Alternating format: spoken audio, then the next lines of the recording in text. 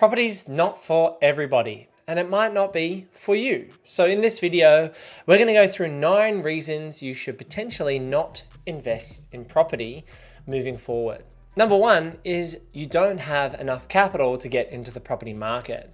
There is a high initial cost to put down on a property investment. Yes, some first-time buyers can break into the market with a 5% deposit, no LMI. So if you're buying a $700,000 home, you can get into the market with $35,000 and break into the property market that way.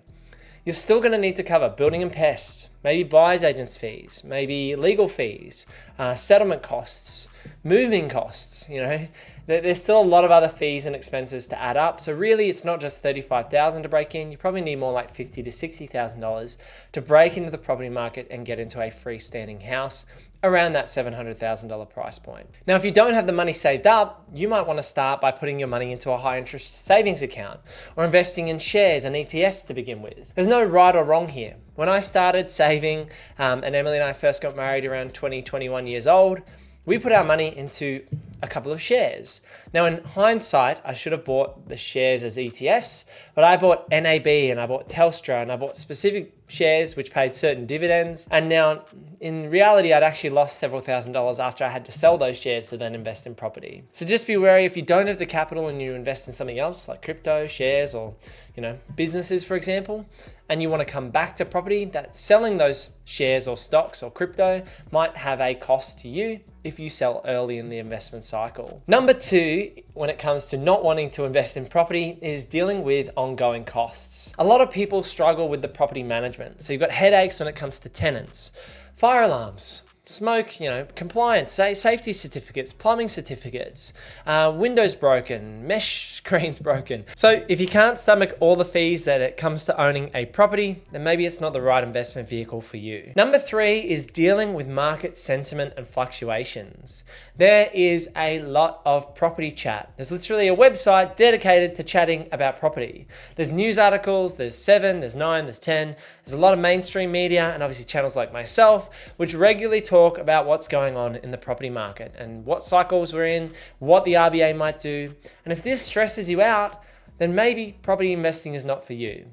You should be investing for the long term when it comes to property, and you should be not so worried about these short-term cycles, but more worried about the mid and long-term cycles. But if you're going to be checking your property every day and worried about what's happening in the news, then maybe property is not the right investment vehicle for you to continue pursuing. Number 4 is if you want to get access to your capital quickly.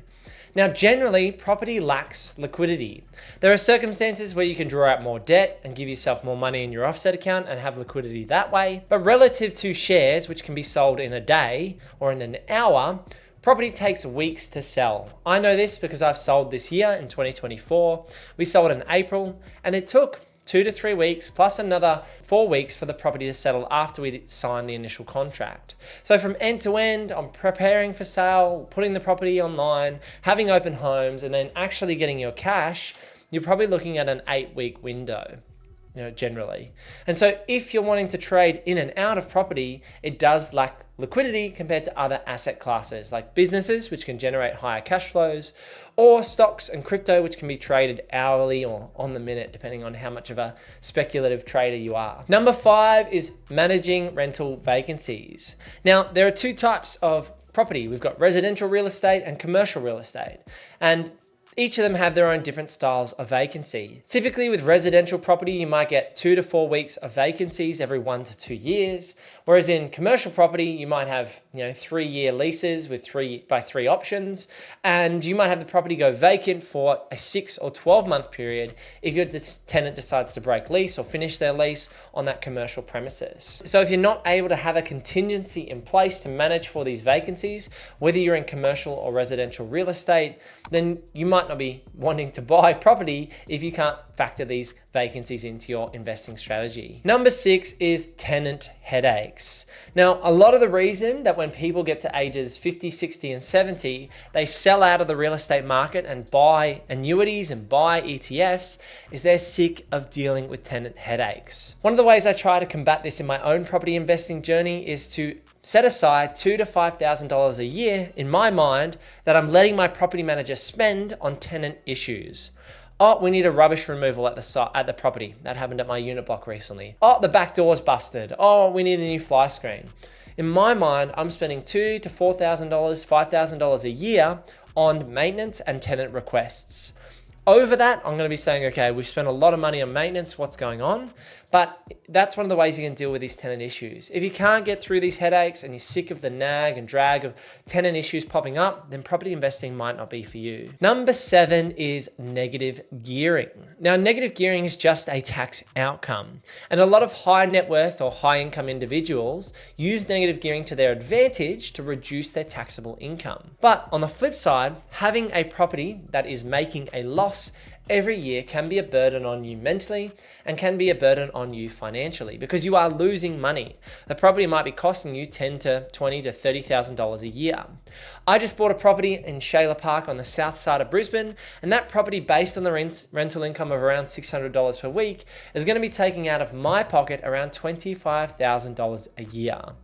Now, the difference is in my property portfolio, a lot of my other assets are strongly positively geared. So it's actually offsetting against some of the income I've already got there.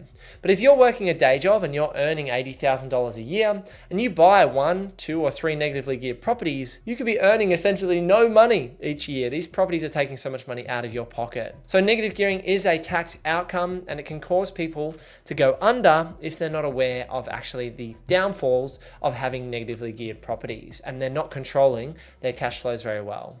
So it might be a reason you don't want to invest in property. Number 8 is actually lack of knowledge. A lot of people might not have the fundamental understanding that property is heavily a game of finance and buying the right assets at the right periods of time and holding them for the long term. If you don't have the knowledge to understand how to draw down on equity, refinance your property portfolio, manage offset accounts and liquidity, there is a fair bit of knowledge that gets built up, which I have to remind myself that I've built this knowledge up over a decade.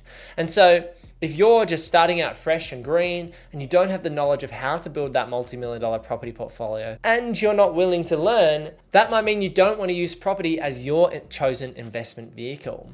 This leads me into number 9, which is opportunity cost. What could you be using your funds to generate a greater income?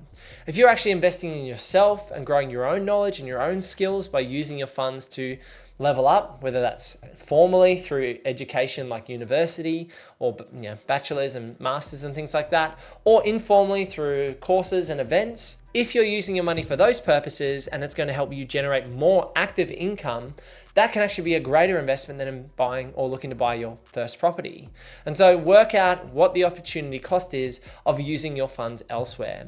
If you're going to invest in yourself or invest in your own business or invest in the stock market and you see greater returns in any of those types of investments, your money might be better spent in those areas. Now, I for one am a massive fan of property investing, and it suits my risk profile, my knowledge, my skill set, my passion, and that's why we called our business Purpose Property. Because creating financial freedom through property investment allows me to live out my purpose, and each property in your property portfolio should have a purpose. And so if you're looking to make a property purchase, it needs to be purposeful. It needs to have an impact on you and your future and what you're looking to achieve through investing. And so it's interesting that there are a list of things that I would say, steer people away from property investing. But for me, property investing has given me financial freedom and choices that I otherwise would not have. And that's through the power of leverage and compounding. If you want a course that breaks down exactly how you can build a multi-million-dollar property portfolio for less than $800 and invest in your own knowledge, then head over to purposeproperty.com.au. Otherwise, you can consume more of my videos for free here on YouTube,